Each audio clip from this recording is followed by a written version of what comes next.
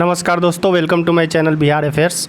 हमारे देश का नया पार्लियामेंट बिल्डिंग इन दिनों चर्चा का विषय बना हुआ है।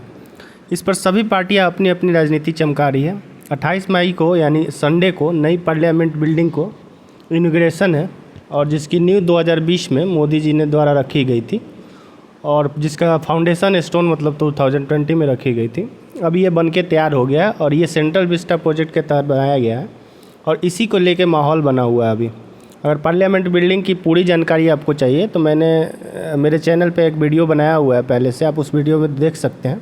आज का जो टॉपिक है वो है कि देश के 19 जो अपोजिशन पार्टी है ने इस पार्लियामेंट इनॉग्रेशन को बायकॉट करने का फैसला किया है कि वो सेरेमनी अटेंड नहीं करेंगे। सभी पार्टियों द्वारा जॉइंट स्टेटमेंट भी जारी किया गया है कि they are not going to attend this ceremony.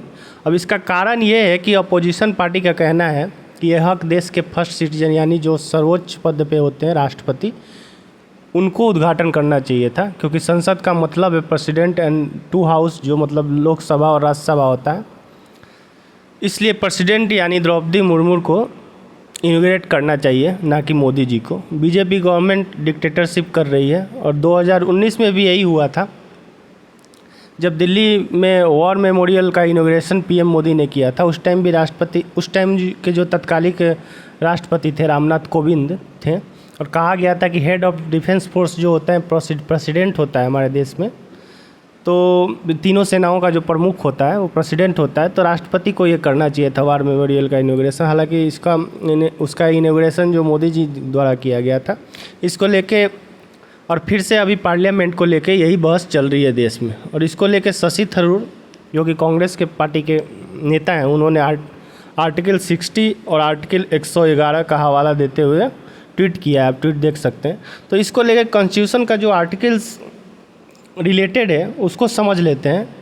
Article 60 तो खैर ओथ का, प्रेसिडेंट ओथ का है, जो चीफ जस्टिस ऑफ इंडिया द्वारा दिया जाता है, प्रेसिडेंट जब ओथ लेते हैं उसका है। आर्टिकल 111 क्या कहता है, जब कोई भी बिल जैसे लोकसभा या राज्यसभा से पास होता है, कोई भी नया बिल प्रस्ताव होता है अपने पार्लियामेंट में, तो लोकसभा और राज्यसभा से पास होते हुए तब जाता है प्रेसिडेंट के पास। तो प्रेसिडेंट के एसेंट यानी हस्ताक्षर के बिना वो बिल नहीं बनता है, हस्ताक्षर के बाद ही वो कानून जाके बनता है। तो संसद का काम है बिल पास करना, एक तो ये रीज़न है। आर्टिकल 79 जो कॉन्स्टिट्यूशन का है वो बोलता है पार्लियामेंट जो union which shell consist of the president and 2 house, पहले भी मैंने बताया कि मतलब लोकसभा और राज्यसभा। आर्टिकल 79 इससे रिलेटेड है।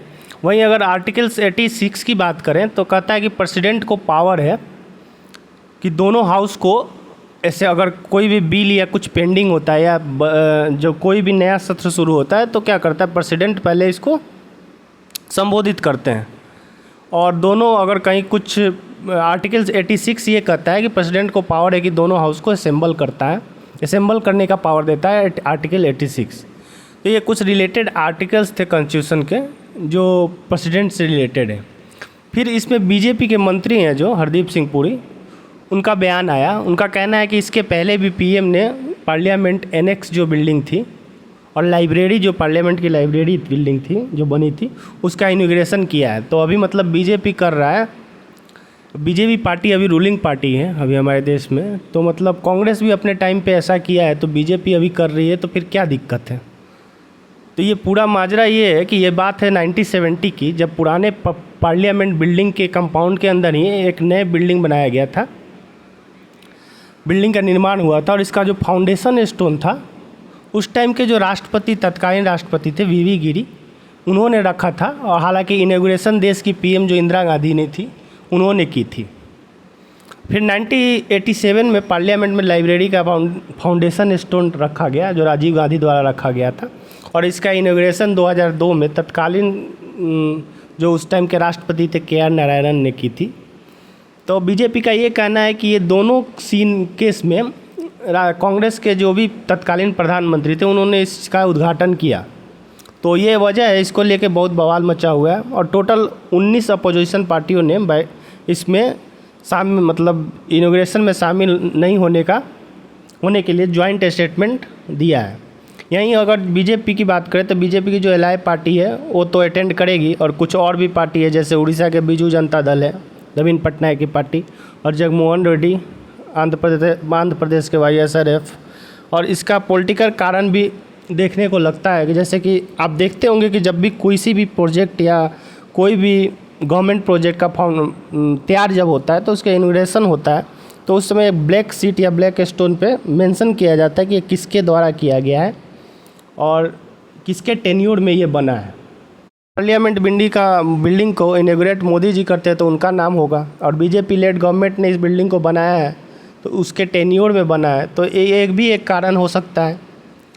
तो ये तो पूरा जो सीन है क्लियर होगा 28 मई को, मतलब संडे को इसका इनॉग्रेशन है, नया पार्लियामेंट बिल्डिंग जो बन के आया। और ये गर्व की बात है क्योंकि 100 साल बाद ये नया पार्लियामेंट बिल्डिंग बन रहा है। इसके पहले अंग्रेज़ों के द्वारा बनाया गया हुआ था, जिसमें अभी हमारा पार्लियामेंट चलता है और देश के कानून और बनते हैं और बिल पास होता है। तो ये था अभी तक का अपडेट, और संडे को पूरा सीन क्लियर हो जाएगा। हालांकि कांग्रेस पार्टी इस पे बहुत आक्रामक रोल है, के जितने नेता हैं वो बहुत आक्रामक है बीजेपी पे, तो अब देखना होगा क्या होता है। तो ये था अभी तक का अपडेट जो मैंने आपको दिया। अगर इन्फॉर्मेशन अच्छी लगी हो तो please subscribe my channel and keep watching my video and subscribe this channel for more update, like share and comment. Thank you.